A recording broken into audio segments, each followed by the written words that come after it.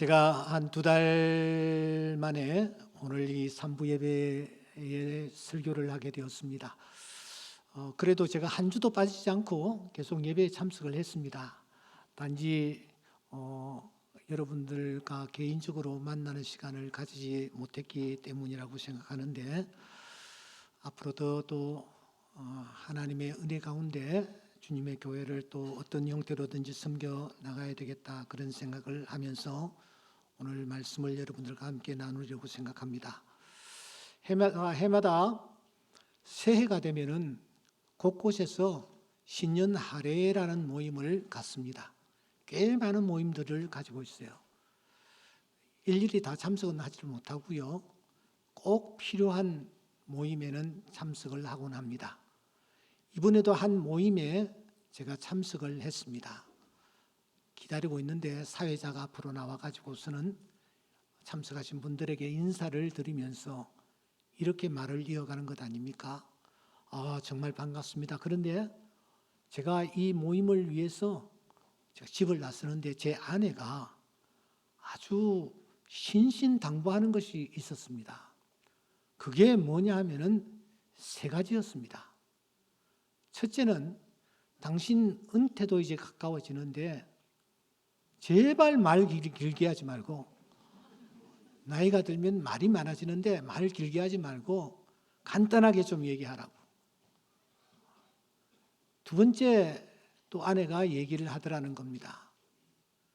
당신 이제 나이가 들어서 이 주름살도 생기고 하는데 인상 쓰지 말고 환한 표정으로 웃으면서 얘기를 해 나가라. 세 번째, 이건 정말 내가 부탁하는 건데, 당신 강단에 올라가기 전에 자크를 좀 확인해라. 그렇게 얘기를 했다라는 거예요. 제가 그 얘기를 들으면서 꼭 저에게 하는 얘기 같이 들려가지고 움찔했습니다. 이제 은퇴도 했으니까 제가 고백할 것이 하나 있습니다. 사실 제가 이 강대상에서 설교를 하고 예배를 집례하면서 제가 어떤 때는 자크를 올리지 않고 이렇게 설 때가 있었어요. 그걸 어떻게 아느냐? 1층에 올라가서 이제 교우들과 인사를 나누면서 이렇게 서로 이렇게 악수를 하는데, 이분들이 평소에는 저하고 눈맞춤을 하는데 눈맞춤을 하는 것이 아니라 자꾸 아래로 시선을 향하는 것을 보면서 이상하다, 내 바지에 뭐가 묻었나 하고 아래를 내려다보니까 불사 그런 일이 일어나는 겁니다. 급히 자크를 올리고서는 인사를 아무 일도 없는 것처럼 하지만 그때부터는 제가 제정신이 아니에요. 오늘은 제가 신경을 써서 올라왔으니까 여러분 염려하지 않으셔도 될 겁니다. 한 2달 동안 회중석에서 예배를 드리면서 신의 악단이라는 영화를 떠올렸습니다. 혹시 보신 분들 계시는지 모르겠습니다만, 연휴 때에 시간 나시면은 신의 악단이라는 영화를 꼭 한번 관람하시기를 바랍니다. 우리에게 주는 메시지가 굉장히 크다라고 느꼈습니다. 저도 이 우리 교회 교역자들과 함께 단체 관람을 한번 한 적이 있습니다. 이 영화는 우리에게 많은 것을 시사합니다. 그 중에 하나는 예배라는 것이 얼마나 소중하냐, 하나님 앞에 예배드리는 예배 처소가 얼마나 귀하냐, 또 하나 믿는 사람들이 함께 예배하는 것이 얼마나 중요하냐 하는 것을 우리에게 깨우쳐 줍니다.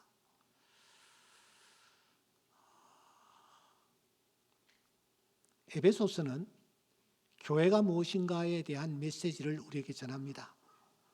교회가 도대체 무엇이냐? 바울 사도는 에베소서에서 2가지 중요한 단어를 가지고 교회가 무엇인지에 대하여 우리에게 설명을 하고 있습니다. 그 하나는 엔 크리스토스입니다. 또 하나는 쉰입니다. 그리스도 안에서 함께 이 두 단어를 가지고 교회를 설명하는 것입니다. 교회가 무엇이냐? 그리스도 안에서 함께 하나님께 나아가는 것이다. 오늘 우리가 그리스도 안에서 함께 모였습니다. 이 예배를 하나님께서 기쁘게 받으시고 우리에게 하늘의 은혜를 부어 주실 줄 믿습니다. 미국 인디애나 주에 가면은 해먼드 제1침례교회라는 교회가 있습니다. 이 교회는 전 세계적으로 주일학교 학생이 가장 많은 교회로 아주 유명합니다. 그 교회는 장년부 주일학교까지 운영이 되고 있습니다. 그런데 그것보다 더 유명한 것이 있습니다. 이 교회, 이 강대상에 여러분 무엇이 쳐져 있느냐 하면은 방탄 유리를 설치를 한 교회로 유명합니다. 제 가일스 목사님 때문이었습니다. 이 목사님이 매주 강대상에서 말씀을 전하시는데 그 말씀이 너무너무 강력한 말씀이었어요. 죄를 지적하고 회개를 촉구하는 그런 메시지를 이 목사님이 전했던 것입니다. 이 부분에 화가 난 어떤 성도가 저 중층에 앉아 있다가 권총을 빼들어서 강대상을 향하여 난사를 했습니다. 그래도 다행히 목사님께서 다치지를 않으셨습니다. 끝나는 줄 알았는데 그 다음 주에도 이 잭 하일스 목사님은 다시 또 동일한 말씀을 전하시는 것입니다. 그러니까 또 비슷한 일이 또 일어났습니다. 그러자 교회 당회는 안 되겠다. 목사님을 보호해야 되겠다 하고서는 방탄 유리를 이렇게 설치를 하고 안내위원들은 전부 권총을 차고 안내를 하는 이런 일이 일어났던 것입니다. 미국이 낳은 세계적인 지성 하면은 미국 사람들은 요나단 에드워드를 모두 다 들고 납니다. 이 요나단 에드워드는 아주 대단한 분이셨습니다. 13살 때 말입니다. 아이비 리그 8개 대학 가운데서 셋째 번이나 넷째 번에 들어가고 있는 예일 대학교에 13살에 입학을 합니다. 그리고 21살에 이 에드워즈가 그 대학의 교수가 됩니다. 21살에 말입니다. 정말 대단한 분이셨습니다. 그런데 이분이 26살 되었을 때에 그 모든 세상적인 부귀와 영화를 다 내려놓고 그가 노스햄턴이라는 교회에 담임 목사로 부임을 하는 것입니다. 이유는 간단했습니다. 그가 교수로서 역할을 하고 또 사회생활을 하면서 보니까 하나님을 믿는 하나님의 자녀들이 하나님의 말씀대로 살지 아니하고 냉랭하기 그지없으며 다른 사람의 눈에 있는 티는 발견하면서 자기 눈 속에 있는 들보는 빼지 아니하려는 그런 그만한 자세를 가진 크리스찬들이 너무 많기 때문에 이들에게 하나님의 말씀을 먹여야 되겠다라는 생각으로 그가 담임 목사가 되는 것입니다. 그리고서는 매주 생명의 메시지를 전했습니다. 성도들 하여금 화인 맞은 양심의 사람들이여 하나님의 진노 아래 놓여 있는 자들이여 하며 그가 매주 죄를 지적하는 메시지를 전했습니다. 그러니까 이 요나단 에드워드의 명성과 메시지가 쫙 퍼지기 시작했습니다. 요즘처럼 이런 저런 기기들을 통하여 퍼져나가는 것이 아니라 입에서 입으로 전해지기 시작했습니다. 그래서 그에게 주어진 별명들이 참으로 대단했습니다. 이런 별명을 사람들은 붙여줬습니다. 사도 시대 이후 가장 능력 있는 설교가 대단하다는 것입니다. 바울 사도가 다시 살아났다. 미국의 보석이다. 이런 별명들이 이 에드워즈에게 붙여졌던 것입니다. 그러던 그에게 어느 날 한 계기가 찾아왔습니다. 그 교회에서 정관에 따라 신임 투표를 받게 되었습니다. 어떤 교회들은 신임 투표를 몇 년 만에 실시한다라는 것을 정관에 명시해 놓는 경우들이 있기 때문입니다. 이 노스햄튼 교회에서 이제 정관에 그런 내용이 기록되어 있었기 때문에 신임 투표를 받게 되었습니다. 목사님을 놓고요. 결과가 23대 230으로 났습니다. 여러분, 찬성이 23이라는 것입니까? 반대가 23이라는 것입니까? 찬성이 230이라는 것입니까? 반대가 230이라는 것입니까? 어느 쪽일까요? 그 훌륭한 목사님, 사도시대 이후 가장 능력 있는 메신저라는 이 목사님, 놀랍게도 그 목사님을 지지하는 숫자는 23명, 그 목사님을 반대하는 사람이 230명이었습니다. 결국 이 목사님은 그 교회를 사임하지 않을 수가 없었습니다. 1750년 7월 1일 그는 마지막 설교를 위하여 강단에 섰습니다. 그날 그는 고린도전서 1장 14절의 말씀을 본문으로 하여 하나님의 말씀을 마지막으로 전하는 것입니다. 제가 그대로 좀 읽어드리겠습니다. 제가 이 교회의 사역에 몸담은 지도 벌써 20수년이라는 세월이 흘렀습니다. 저는 여러분들의 영원한 축복을 위하여 사역에 최선을 다했고 제 인생의 가장 귀한 황금기를 이 교회에 쏟아 부었습니다.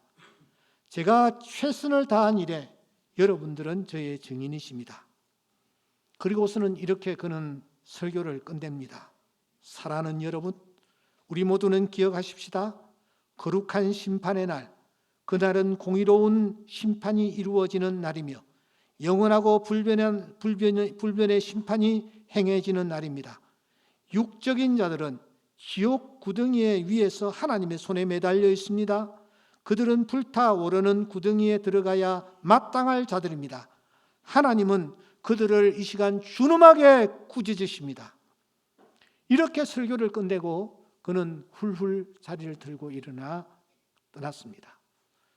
여러분, 해먼드 제일 침례교회, 노스햄튼 교회 성도들만 죄를 지적하는 설교를 싫어할까요? 사도행전 7장에서 우리는 스데반의 생생한 설교를 들을 수 있습니다. 그는 아브라함부터 시작합니다. 그리고 그의 설교는 점점 회중들을 정조준해 나갑니다. 목이 곧고 마음과 귀에 할례를 받지 못한 사람들아, 너희도 너희 조상과 같이 항상 성령을 거스리는도다. 너희는 천사가 전한 율법을 받고도 지키지 아니하였도다. 그러자 청중들이 어떤 반응을 보입니까? 그들이 이를 갈면서 귀를 막고 돌을 들어서 달려들었습니다. 그리고 설교하는 스데반을 돌로 쳐 순교를 시킵니다. 사도행전 22장에서는 우리 모두가 바울의 설교를 듣고 있습니다. 그 역시 유대인들의 허물과 죄악을 신랄하게 지적하죠. 그때 설교를 듣고 있던 유대인들은 어떤 반응을 보입니까? 이 말하는 것까지 그들이 듣다가 소리 질러 이르되 이러한 자는 세상에서 없애버리자, 살려둘 자가 아니라. 그러면서 그들은 떠들며 옷을 벗어 던지고 티끝을 공중에 날리어 설교 자체를 방해해 버렸습니다. 이와 같이 너는 죄를 범했어, 하나님 앞에 회개해야 돼, 이렇게 죄를 지적하는 설교는 그때나 지금이나 다 사람들이 듣기 싫어합니다. 대신 강단에서 어떤 메시지가 울려 퍼지기를 기대합니까? 사랑하는 자여, 내 영혼이 잘됨같이 내가 범사에 잘되고 강건하기를 내가 간구하노라. 내가 반드시 너에게 복주고 복주며 번성하게 하고 번성하게 하리라. 두려워하지 말라, 내가 너와 함께함이니라. 놀라지 말라, 나는 내 하나님이 됨이니라. 내가 너를 굳세게 참으로 너를 도와주리라. 참으로 나의 의로운 오른손으로 너를 붙들리라. 이런 말씀이 강단에서 울려 퍼지면 모두들 아멘, 아멘 합니다.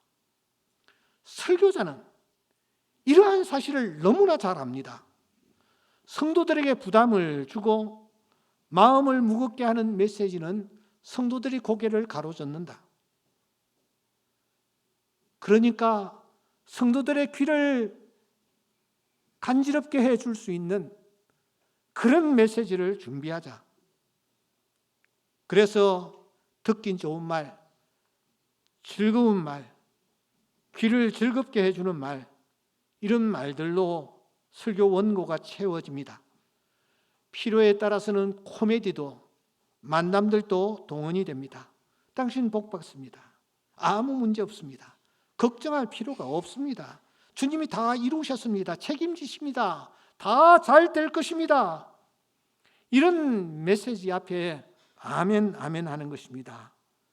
문제는 정말 이것이 복음일까 하는 것입니다.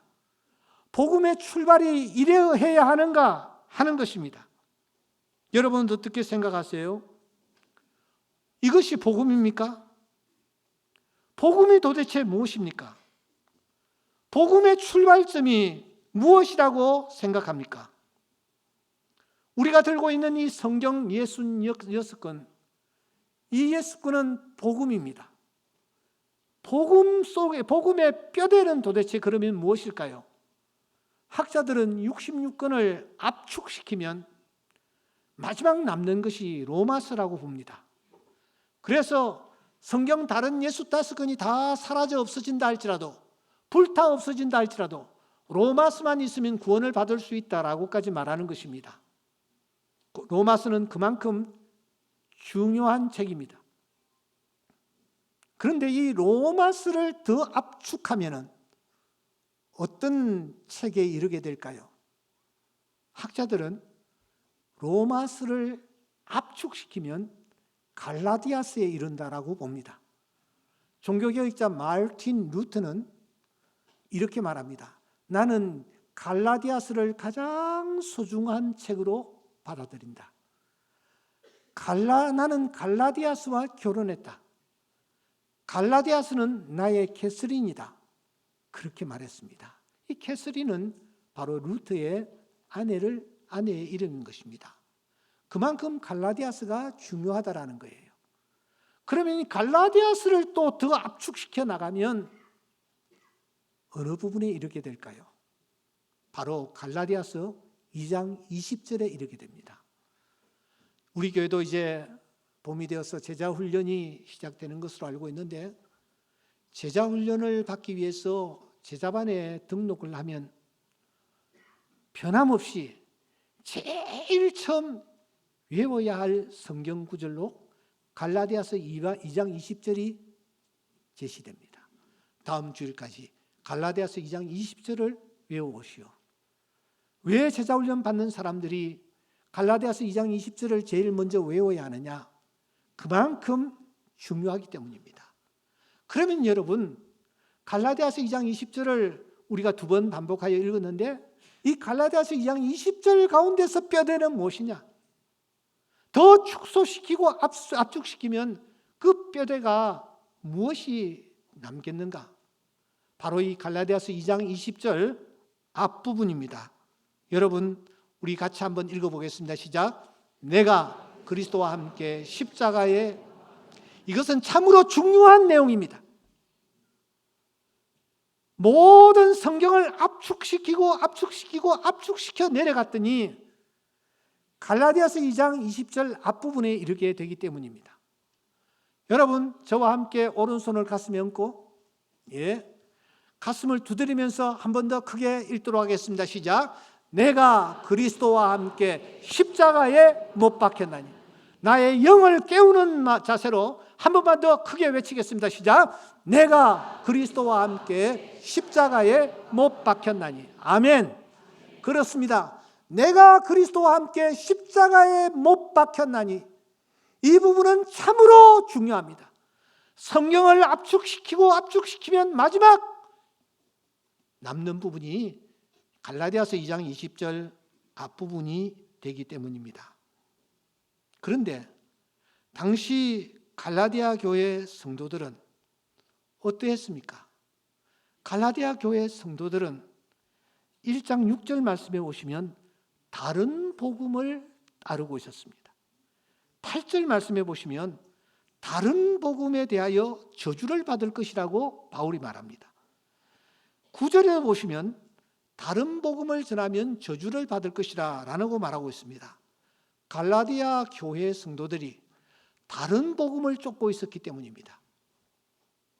여러분, 다른 복음이 무엇입니까?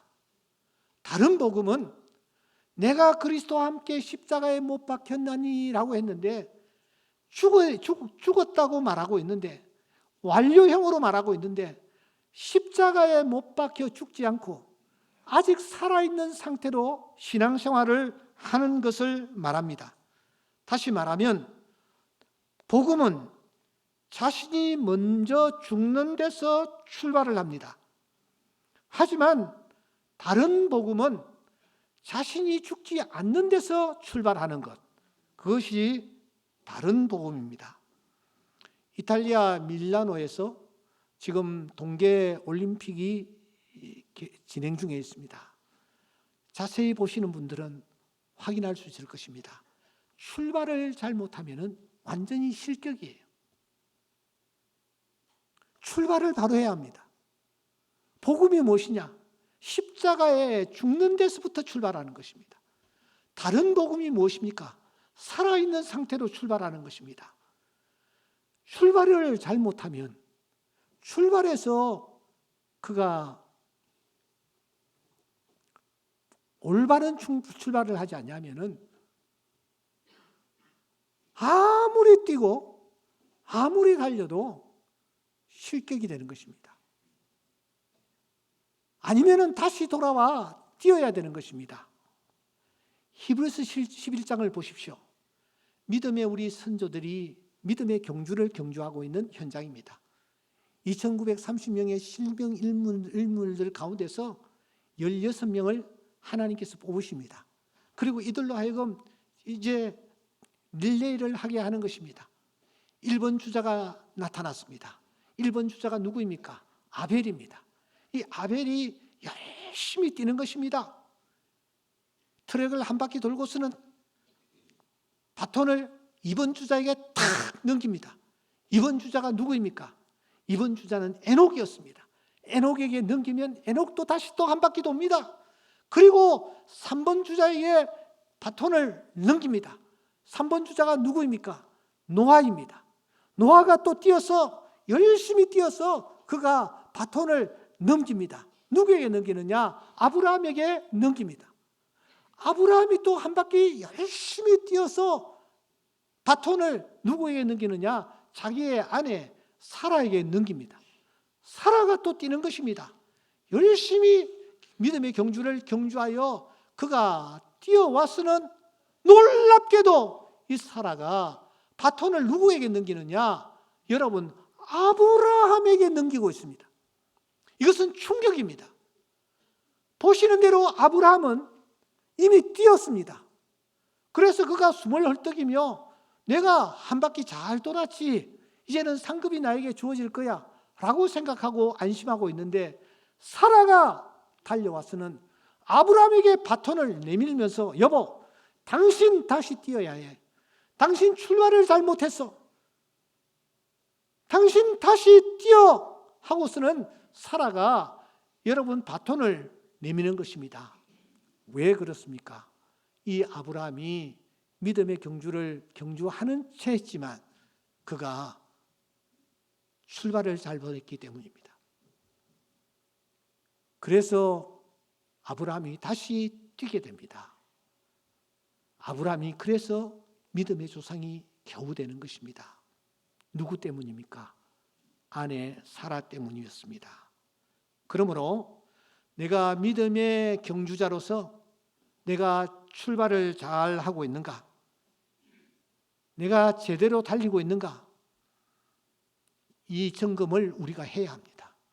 오늘 이 예배에 참석한 우리 모든 성도들이 지금 믿음의 경주를 하고 있습니다. 여러분들은 제대로 뛰고 있습니까? 출발을 제대로 하고 있습니까? 자기 자신을 점검해 볼 필요가 있는 것입니다. 수십 년 동안 신앙생활을 했음에도 불구하고 마지막에 하나님 앞에서 넌 실격이야, 출발을 잘못했어 라고 한다면 우리만큼 불쌍한 자가 없을 것이기 때문입니다. 그러면 사랑하는 여러분, 내가 제대로 출발을 하고 있는가? 복음에서 진정으로 내가 바로 출발하고 있는가를 확인하는 방법이 무엇일까요? 오늘 여러분들과 함께 잠시 두 가지 리트머스 시험지를 여러분들 앞에 제시하겠습니다. 그 첫째가 무엇이냐? 여러분, 오늘 이 20절에 보시면 몇 번이나 반복되는 단어가 있습니다. 그것은 나란 단어입니다. 나라는 단어를 어떻게 쓰느냐가 제대로 출발을 했느냐 출발하지 못했느냐를 확인하는 바로미터가 됩니다. 20절에 여러분 나라는 단어가 몇 번 등장하는지 한번 살펴보십시오. 무려 6번이나 등장을 합니다. 18절부터 21절까지 살피면 무려 14번이나 나라는 단어가 등장합니다. 이 나라는 단어를 어떻게 사용하느냐? 내가 평소에 나라는 단어를 어떻게 사용하느냐?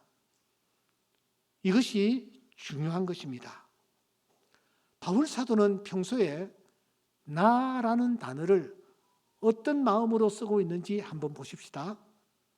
고린도후서 12장 2절에 보시면 내가 그리스도 안에 있는 한 사람을 안다. 그는 14년 전에 셋째 하늘에 이끌려간 사람이다. 그가 몸 안에 있었는지 몸 밖에 있었는지 나는 모르거니와 하나님은 아시느니라. 그러면서 그는 또 이렇게 말합니다.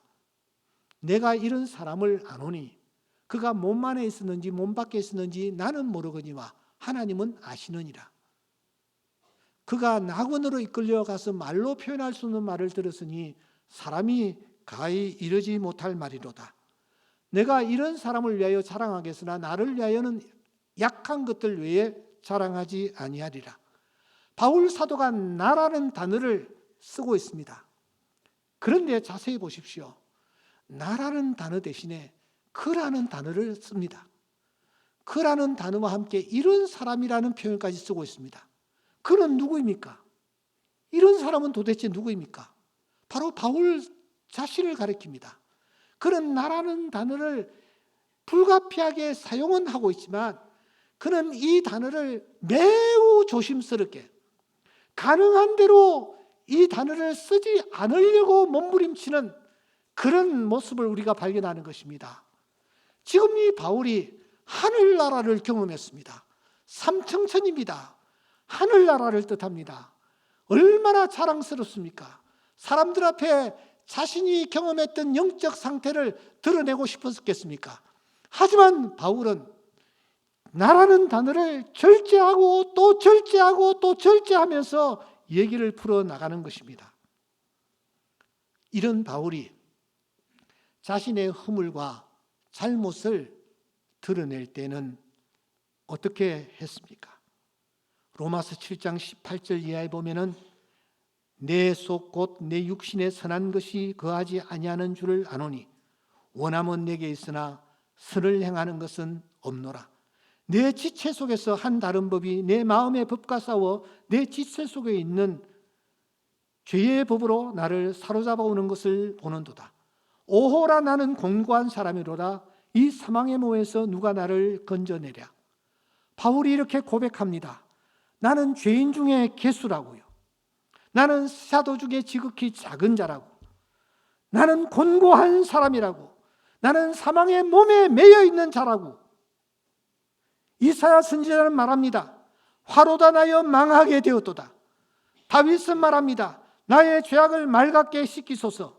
요나는 말합니다. 나를 들어 바다에 던지라. 이렇게 자신의 의와 공로를 드러내는 데는 절제하며 자신의 부족함과 자신의 연약함을 드러내는 데는 나라는 단어를 적극적으로 사용하고 있는 것을 우리가 볼 수 있습니다.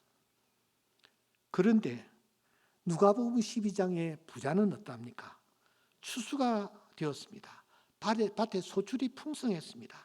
그때 그는 뭐라고 중얼거립니까? 내가 곡식 쌓아둘 곳이 없으니 어찌할까? 내가 이렇게 하리라. 내 곡간을 널고 더 크게 짓고 내 모든 곡식과 물건을 거기 쌓아두리라. 내가 내 영혼에게 이르되 영혼아 여러 해 쓸 물건을 많이 쌓아두었으니 평안히 쉬고 먹고 마시고 즐거워하자. 언제 사용합니까? 어디에 사용합니까? 무엇을 드러냅니까? 나라는 단어로 말입니다. 자신의 부함을 드러냅니다. 잘남을 드러냅니다. 자신의 노력과 공로와 자랑을 드러내는데 나라는 단어를 쓰는 것입니다. 누가복음 18장에 등장하고 있는 바리새인의 기도를 보십시오. 그가 성전에 올라가 무엇이라고 기도합니까? 따로 서서 말합니다. 하나님이여, 나는 다른 사람들 곧 토색, 불의, 간음을 하는 자들과 같지 아니하고 이 세리와도 같지 아니함을 감사합니다. 나는 일회에 2번씩 금식을 합니다. 소득의 11조를 드립니다. 무슨 말입니까? 자기의 의로움과 자신의 경건함과 자신의 믿음이 대단하다는 것을 보여주는데 나라는 단어를 쓰고 있는 것입니다. 이 나라는 단어가 맨 처음 출발하는 곳이 어딘지 아십니까? 이사야서 14장 13절입니다. 내가 내 마음에 이르기를 내가 하늘에 올라 하나님의 뭇별 위에 내 자리를 높이리라. 내가 북극 지폐의 산 아래 앉으리라. 학자들은 지금 이 14장 13절 말씀이 사탄이 본격적으로 본색을 드러내는 현장이다라고 보는 것입니다. 이제 여러분들에게 제가 묻습니다. 나라는 이 단어를 언제 자주 사용하는가? 어떤 일에 자주 사용하는가? 내 자신을 드러내고 나를 높이는데 나라는 단어를 쓰고 있는가? 아니면 자신의 부족함과 연약함을 드러내는데 나라는 단어를 사용하고 있는가?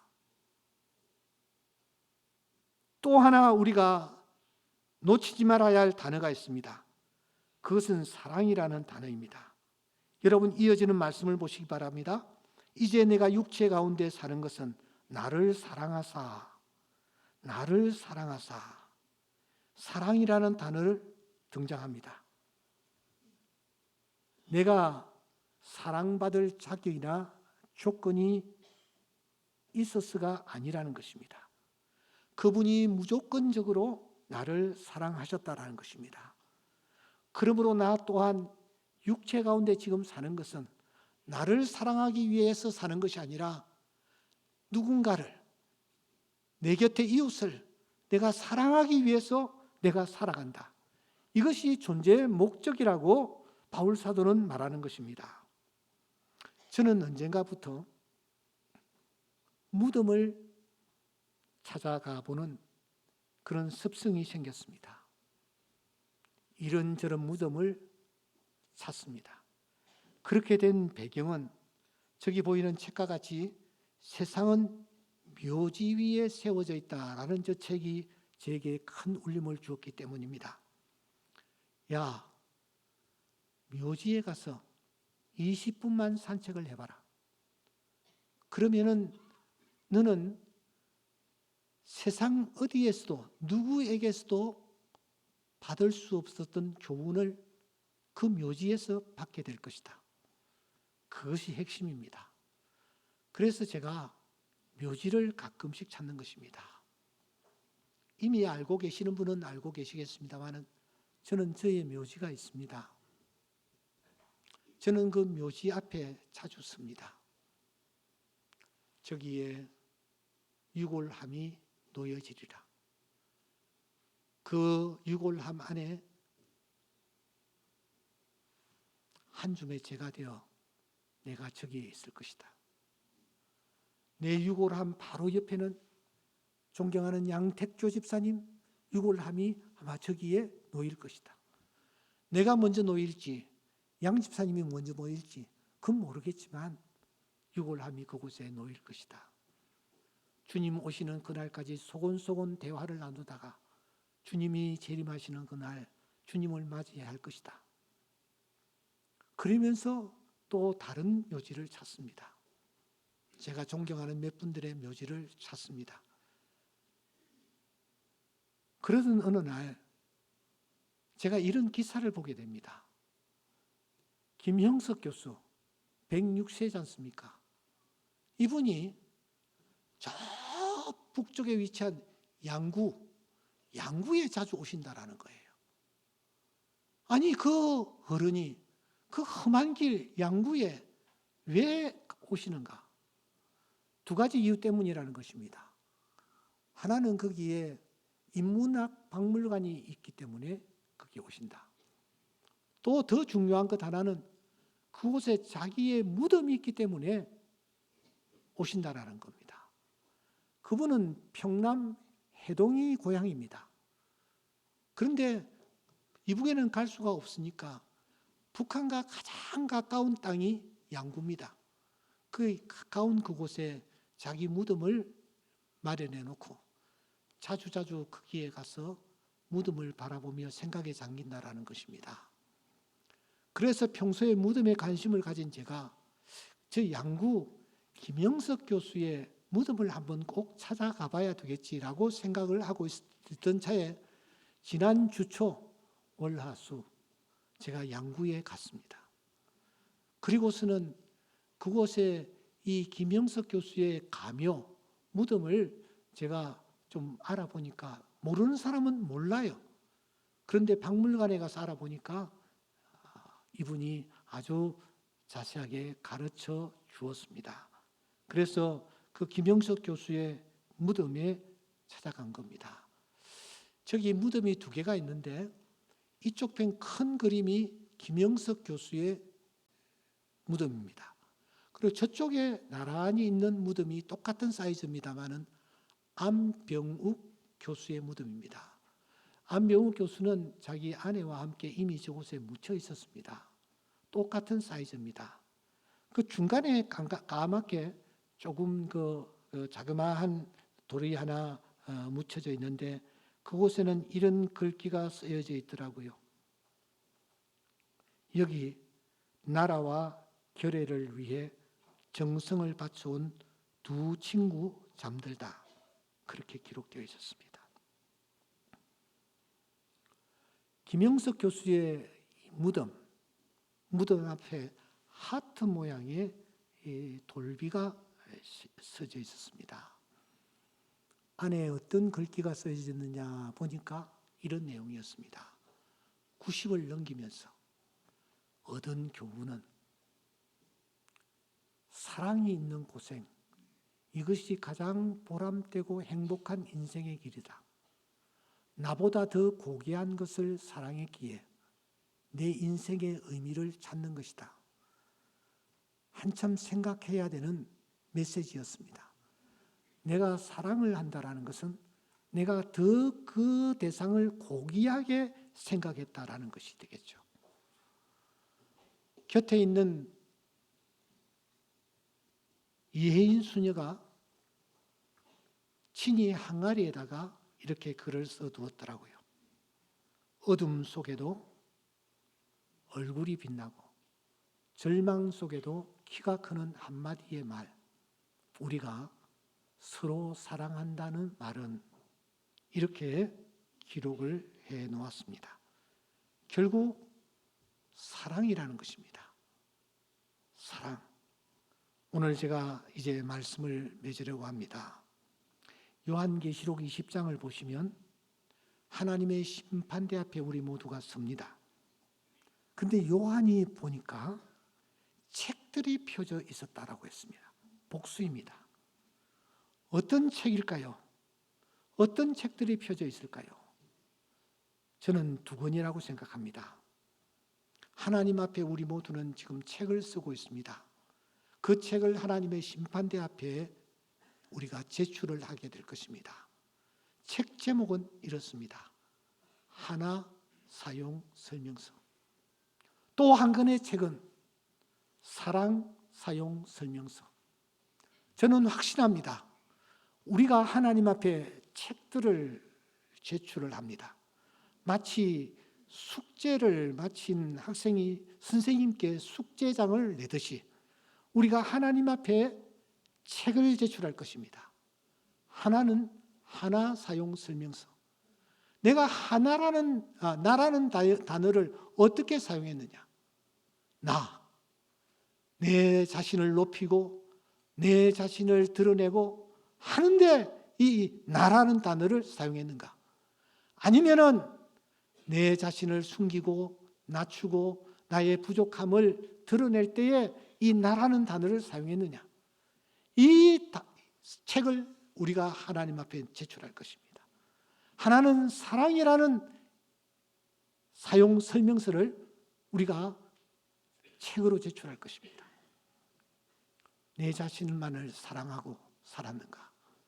아니면은 내 이웃을 사랑하고 하나님을 사랑하는 이 일에 내가 사랑을 사용했는가? 이 두 권의 책을 하나님 앞에 제출하고 우리는 심판을 받게 될 것입니다. 사랑하는 성도 여러분, 언제 하나님이 우리를 부르실지 알 수 없습니다.